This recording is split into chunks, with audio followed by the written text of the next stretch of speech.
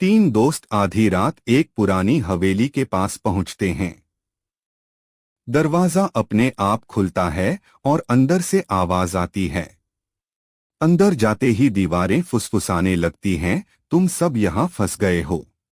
Hall में लगी पुरानी तस्वीरें अचानक जिंदा हो जाती हैं। अचानक एक भूतिया आकृति प्रकट होती है। वो कहता है, मेरे सवाल का जवाब दो।